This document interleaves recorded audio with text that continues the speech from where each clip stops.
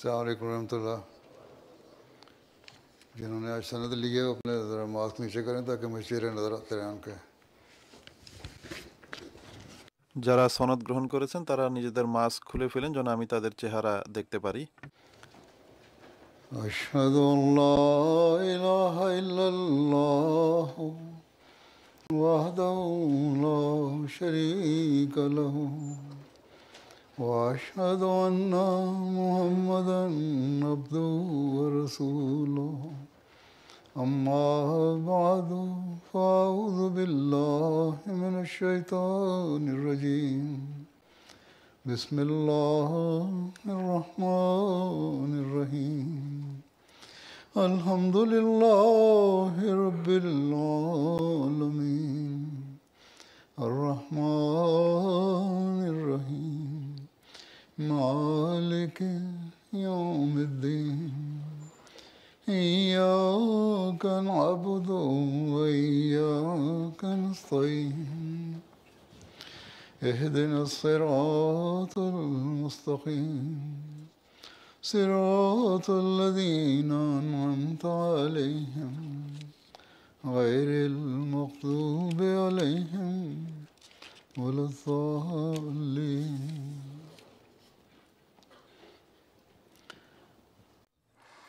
আলহামদুলিল্লাহ, আজ আপনারা শাহেদ ডিগ্রি নিয়ে বের হচ্ছেন। বিভিন্ন জামিয়ার প্রিন্সিপাল সাহেবরা নিজেদের রিপোর্ট উপস্থাপন করেছেন। খুবই সুন্দর রিপোর্ট ছিল, সন্তোষজনক রিপোর্ট ছিল। আর তারা এই আশাও ব্যক্ত করেছেন যে আল্লাহ তাআলা আমাদেরকে এই তৌফিক দান করুন যেন আগামীতেও আমরা জামিয়ার যে উদ্দেশ্য তা পূর্ণ করতে পারি এবং প্রকৃত সেই সিপাহী হয়ে বের হতে পারি বা সৈনিক হতে পারি যারা আল্লাহ তাআলার বাণী, মহানবী সাল্লাল্লাহু আলাইহি ওয়াসাল্লামের বাণী সারা পৃথিবীতে প্রচার করবে। আল্লাহ তাআলা করুন তাদের এই নেক আশা, দোয়া এবং যে রিপোর্ট তারা উপস্থাপন করেছেন আর যে আশা তারা ব্যক্ত করতে চেয়েছিলেন কিন্তু সময়ের সংক্ষিপ্ততার কারণে করতে পারেননি, সেগুলো যেন পূর্ণ হয়। নিশ্চয় এটি একটি খুশির উপলক্ষ। আর যারা শাহেদ সনদ গ্রহণ করেছেন তারা অবশ্যই আনন্দিত, অনুরূপভাবে তাদের পিতামাতারাও আনন্দিত হবে যে তাদের ছেলে আজ জামাতের সেবার জন্য, ইসলামের বাণী প্রচারের জন্য, ধর্মীয় জ্ঞানের মাধ্যমে তরবিয়ত করার জন্য কর্মক্ষেত্রে এসেছে। অতএব চিন্তা করুন এবং প্রণিধান করুন যে এগুলো হলো আপনাদের পিতামাতার বাসনা, এটি হলো জামিয়ার ব্যবস্থাপনার আশা, আর এটি খলিফার ও আশা যে যারা পাশ করে বের হয়েছেন তারা যেন আসলেই ইসলাম প্রচারের জন্য এবং জামাতের সদস্যদের তরবিয়তের জন্য কর্মক্ষেত্রে নিজেদের পূর্ণ ভূমিকা পালন করতে পারেন। অতএব এই বিষয়টিকে প্রত্যেক এর চিন্তা করা উচিত। আপনারা এই চিন্তা করুন যে জামাতের সেবার জন্য আপনারা প্রকৃত অর্থেই নিজেদেরকে প্রস্তুত পাচ্ছেন কিনা।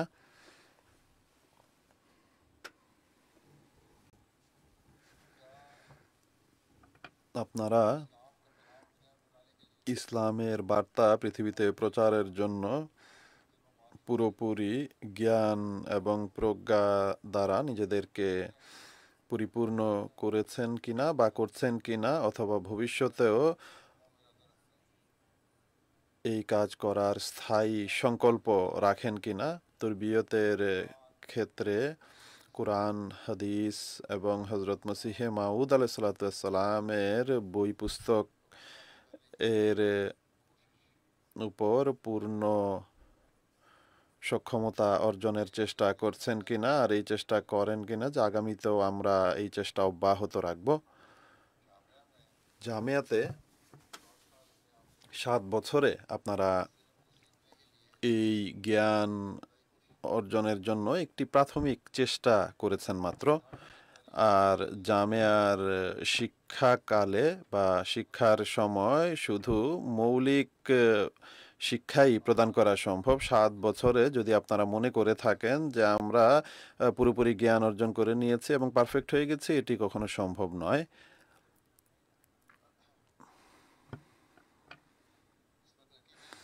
এই ক্ষেত্রে উন্নতির জন্য যদি আপনারা পরিপূর্ণ চেষ্টা না করেন আর পরিপূর্ণভাবে উপকৃত না হন, স্থায়ীভাবে কোরআন হাদিসের জ্ঞান এবং হযরত মসিহে মাউদ আলাইহিসসালামের লেখনীর জ্ঞান অর্জনের চেষ্টাকে নিজেদের জীবনের অংশে পরিণত না করেন, তাহলে যে মৌলিক শিক্ষা বা প্রাথমিক শিক্ষা আপনারা অর্জন করেছেন সেটিও আপনারা বিস্মৃত হবেন বা ভুলে যাবেন। অন্যান্য দিকে যদি আপনাদের আগ্রহ বৃদ্ধি পায় তাহলে, অথবা সেটি উপস্থাপনের ক্ষেত্রে সেই সক্ষমতা থাকবে না যা একজন মুরব্বী বা মুবাল্লিগের মাঝে থাকা উচিত, যার দ্বারা আপনারা নিজেদের তবলিগ বা তরবিয়তের উদ্দেশ্যকে পূর্ণ করতে পারেন। আর এভাবে আপনাদের সামনে যারা আসবে বা প্রশ্নকারী যারা আসবে তাদের সামনে আপনাদেরকে লজ্জিত হতে হবে যদি আপনারা নিজেদের জ্ঞান বৃদ্ধি না করেন। মানুষ তো এটিই মনে করে যে একজন মুরব্বী যে জামিয়া থেকে শিক্ষা অর্জন করে বের হয়েছে, সে এই ক্ষেত্রে অত্যন্ত অভিজ্ঞ। অতএব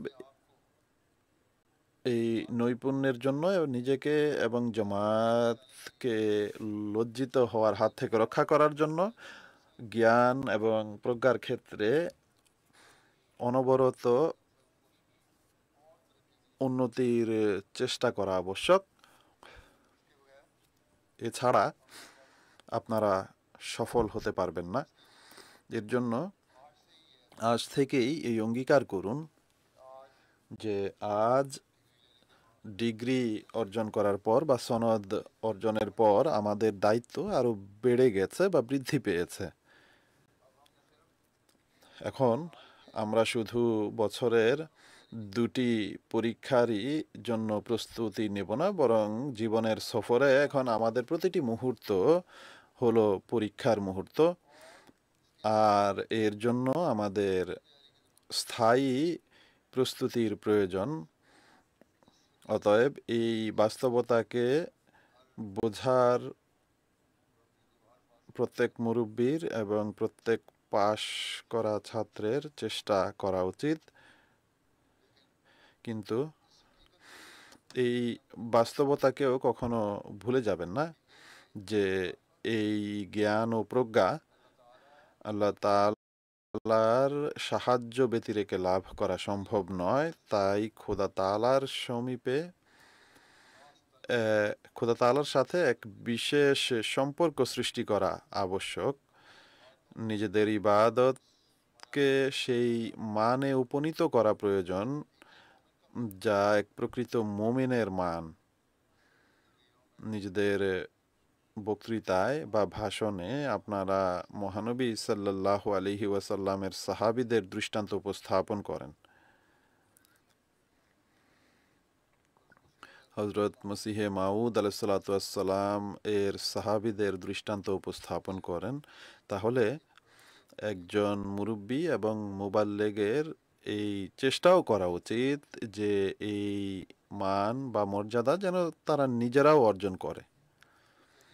তবেই প্রকৃত অর্থে আজ জামিয়া থেকে শিক্ষা গ্রহণ সম্পন্নের পর সনদ নিয়ে আপনাদের জন্য কল্যাণকর হবে। অতএব আজ এই আনন্দক্ষণে আপনারা এই অঙ্গীকার করুন যে আজ আমরা ব্যবহারিক জীবনে পদক্ষেপ রেখে এক ভিন্ন বিপ্লব নিজেদের মাঝে সৃষ্টির চেষ্টা করব।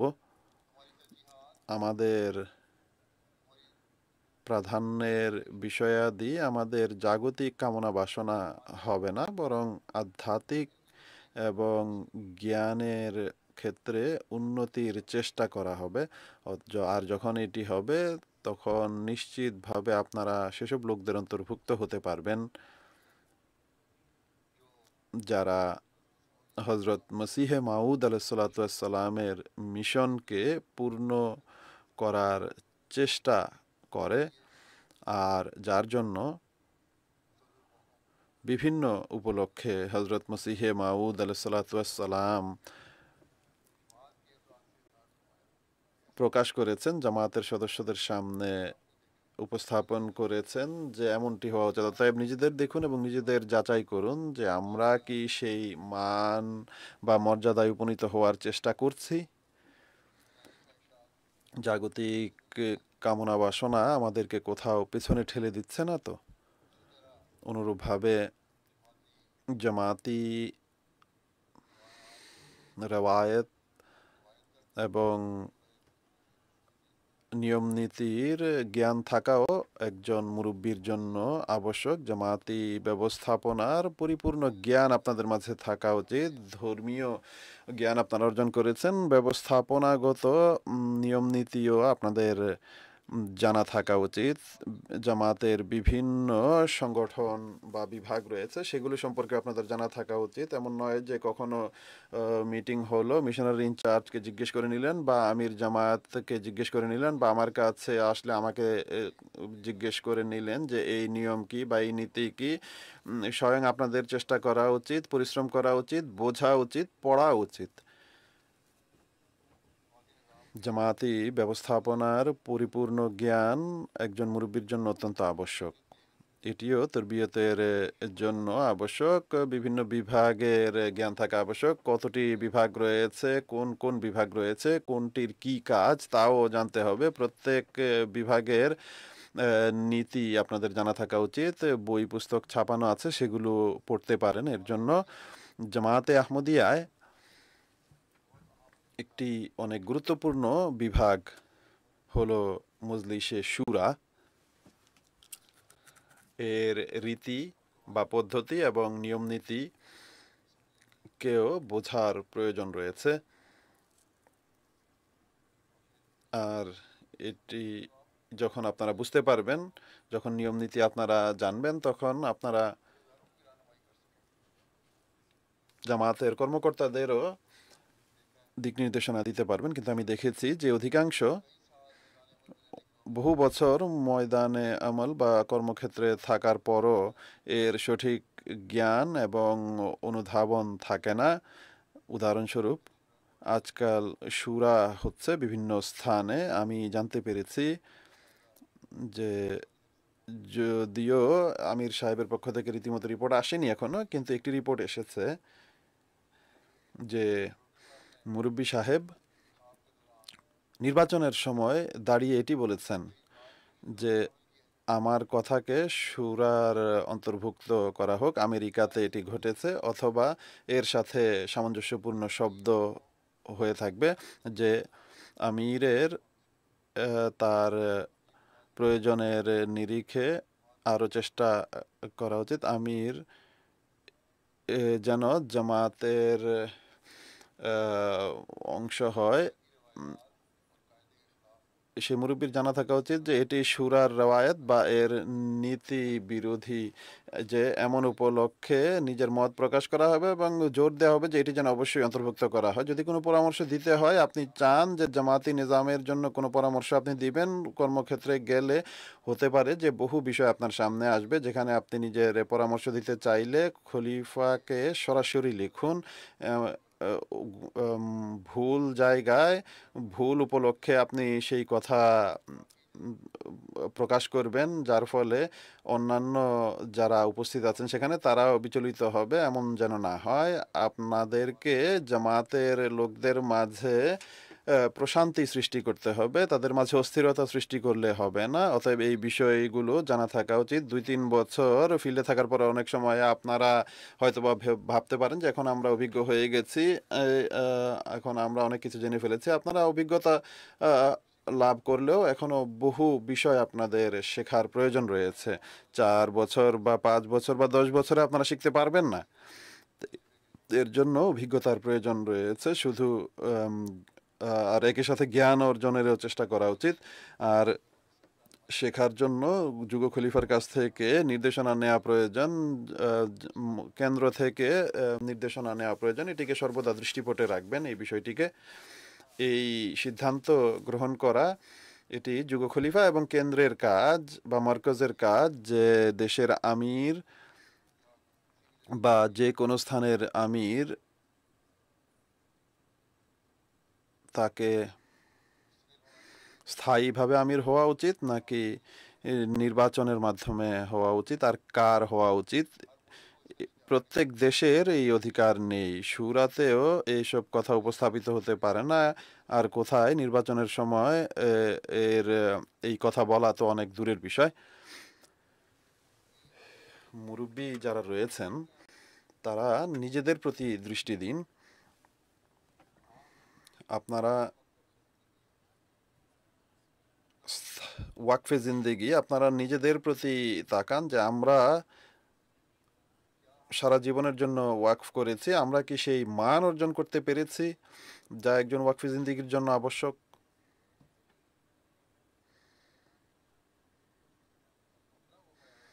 নিজেরা সেই মান অর্জন করুন যাতে আপনারা এই কথা বলতে পারেন যে আমি খোদা এবং তার রসুলের নির্দেশনা অনুযায়ী আমার জীবন যাপন করি বা এর জন্য চেষ্টা করি। যদি তা না হয় তাহলে এদিক সেদিকের কথা বলে কোনো লাভ হবে না। কর্মক্ষেত্রে গিয়ে কিছু ব্যবহারিক বিষয় আপনাদের সামনে আসবে যেগুলো আপনাদেরকে বুঝতে হবে। আর যারা কর্মক্ষেত্রে রয়েছে তাদেরকেও আমি বোঝানোর চেষ্টা করছি যে তাদেরও বোঝা উচিত। এটি দেখুন যে তারা নিজেরা প্রতিদিন কমপক্ষে 1 ঘন্টা তাহাজ্জুদের নামাজ আদায় করে কিনা, যেখানে তারা নিজেদের সেসব উদ্দেশ্যের জন্য দোয়া করবে, জামাতের উন্নতির জন্য দোয়া করবে, যার দায়িত্বে যে কাজ দেয়া হয়েছে তা পালনের তৌফিকের জন্য দোয়া করবে।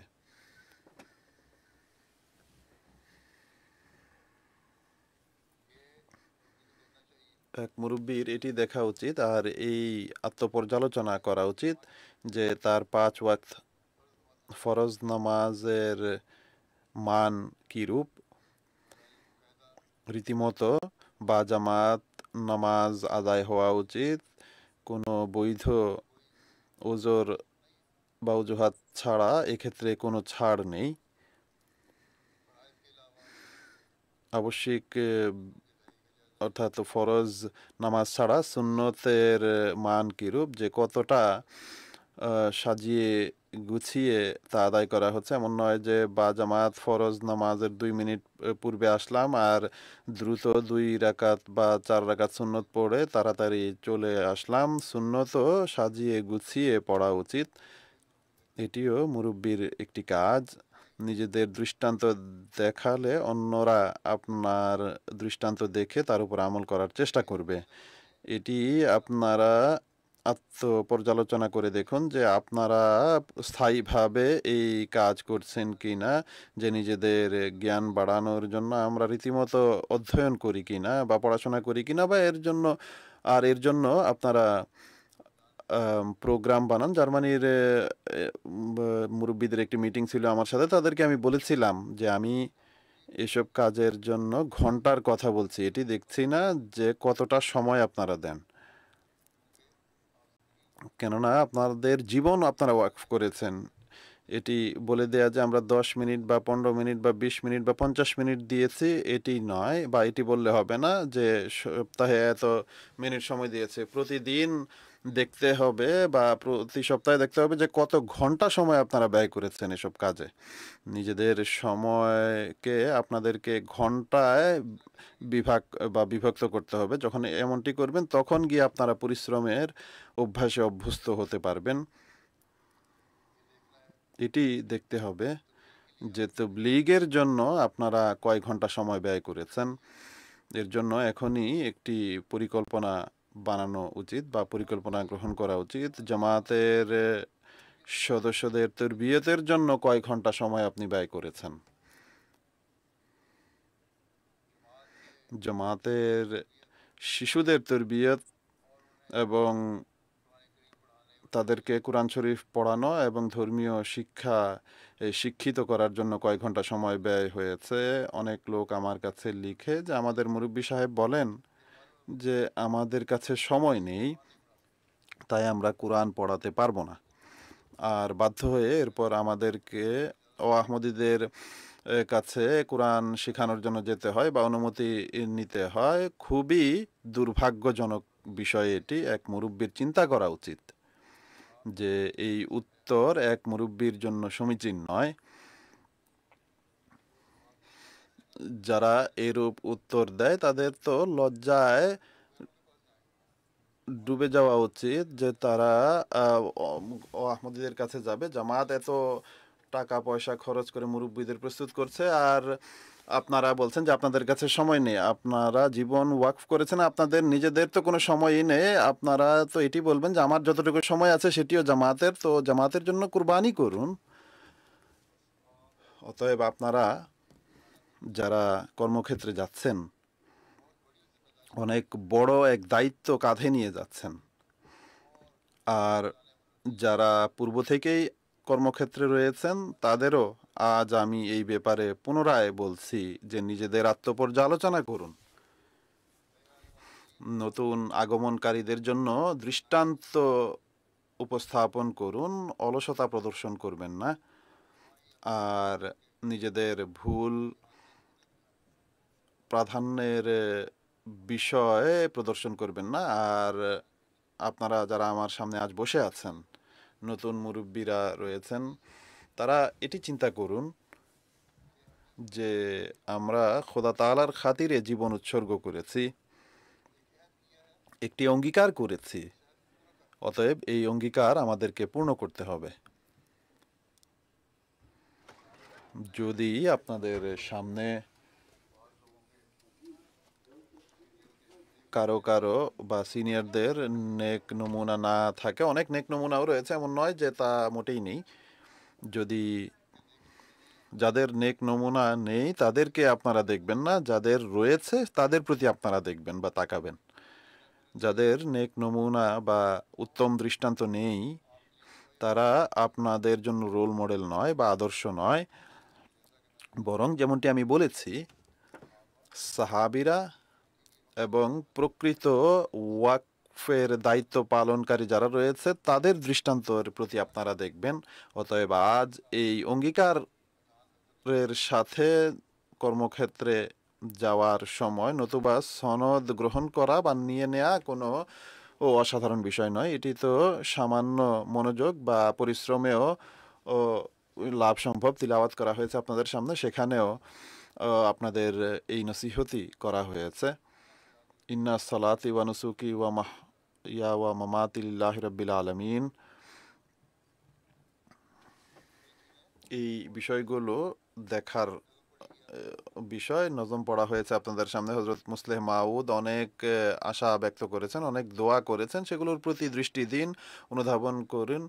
নজম শুনলেন এবং আনন্দিত হলেন এবং এখানেই শেষ, এমনটি হওয়া উচিত নয়। এক মুরব্বীর সর্বদা এদিকে দৃষ্টি দিতে থাকা উচিত।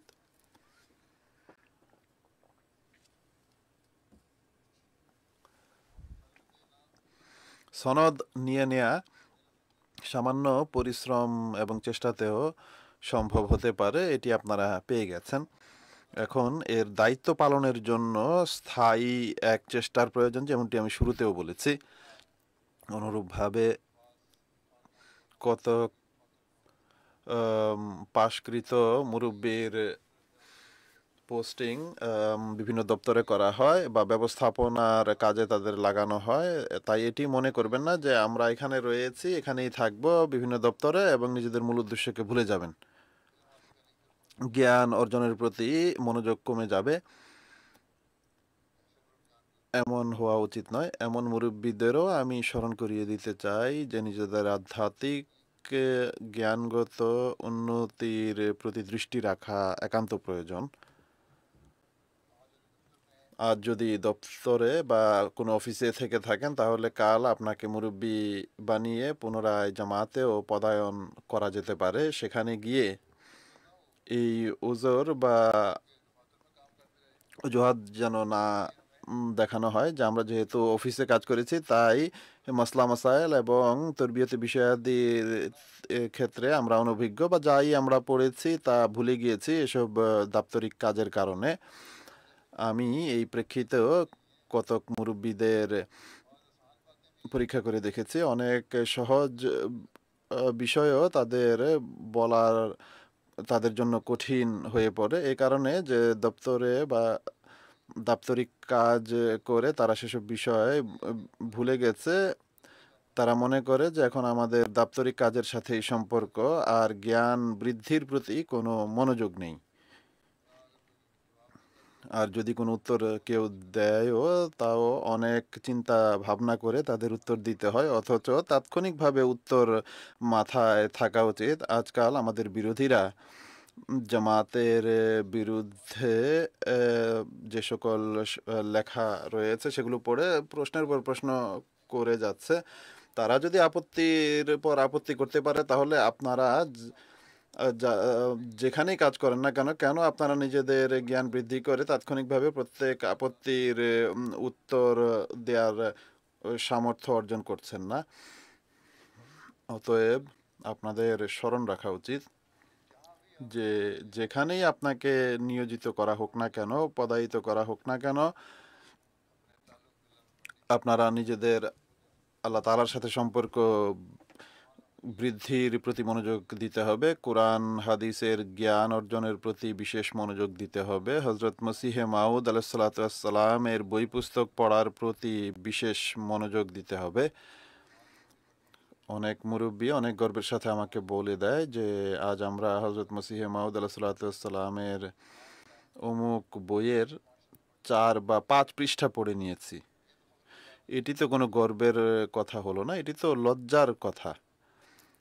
মুরব্বির তো এটি বলা উচিত যে আজ এত ঘন্টা অধ্যয়ন করে আমি এই জ্ঞান অর্জন করেছি এবং এর জন্য নোট প্রস্তুত করেছি। অনেককে আমি বই পড়ার জন্য দিয়েছিলাম। মুরব্বীরা এসেছেন, ফিল্ডে এসেছেন বা ট্রেনিং করছেন, পাশ করেছেন জামিয়া থেকে, আর 15 দিন 20 দিন মাস পর্যন্ত দিয়েছে আমি, কিন্তু সেই বইগুলো তারা শেষ করতে পারেনি। তো এটি এক মুরব্বীর জন্য সমীচীন নয় বা তার সাজে না। এটি তো সেই ব্যক্তির ক্ষেত্রে সাজে না যে বলে যে আমি এই ধর্মীয় জ্ঞানের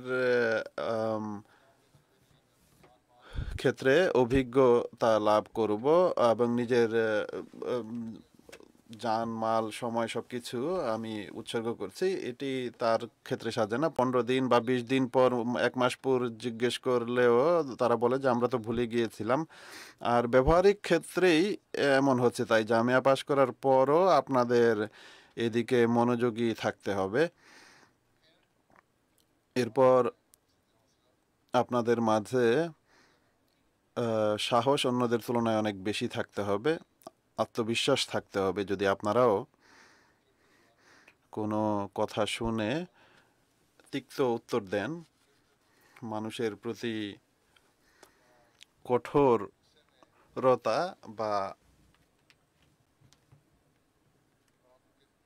রাগের সাথে উত্তর দেন, বা তাদের প্রতি বা আপনার সাথে যে কথা বলে বা যে প্রশ্ন করে আপনাকে তার প্রতি বিরক্ত হয়ে তার কথার উত্তর দেন, তাহলে তার হোঁচট খাওয়ার কারণ হবেন আপনি।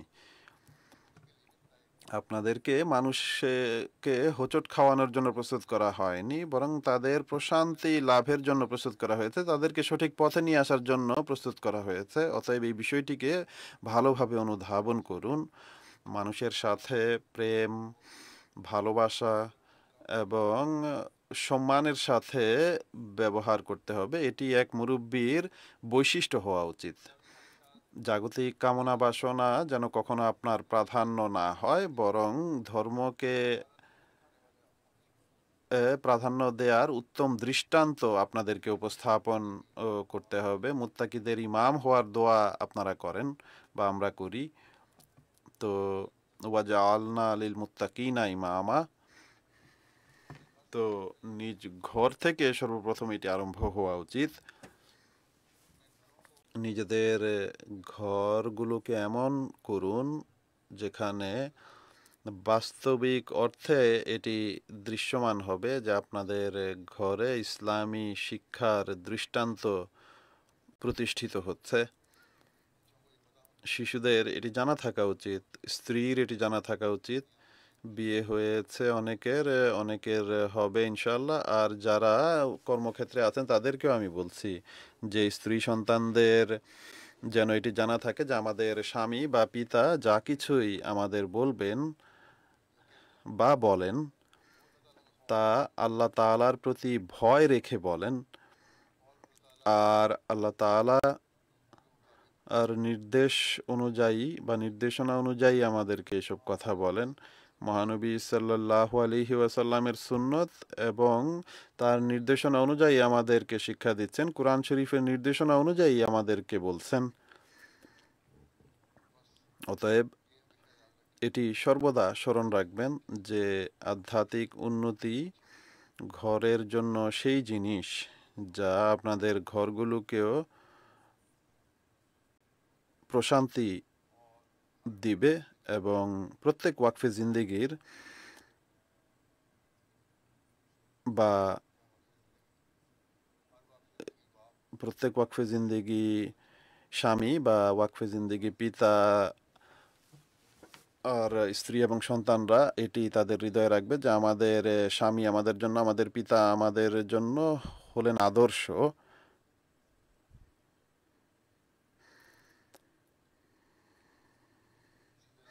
অনুরূপভাবে যখন এই অনুভূতি সৃষ্টি হবে তখন জাগতিক কামনা বাসনা স্ত্রীর বা সন্তানদের মাঝ থেকেও দূর হয়ে যাবে। তারাও জানবে যে আমাদের পিতা একজন ওয়াকফে জিন্দেগি আর তিনি সংক্ষিপ্ত উপার্জনের মাঝে ঘরের ব্যয় নির্বাহ করেন। যখন ঘরে এই অবস্থা সৃষ্টি হবে আপনাদের, তখন জামাতেও তার প্রভাব আপনারা দেখতে পাবেন। এইসব দৃষ্টান্ত বাইরেও উপস্থাপিত হবে। অতএব এই বিষয়ে দৃষ্টি দিবেন। আজ জামাতের মাঝে স্বাচ্ছন্দ্যের দিক থেকে মুরব্বি বা ওয়াকফে জিন্দেগিদের অনেক খেয়াল রাখা হয়। কয়েক বছর পূর্বেও এই অবস্থা ছিল না।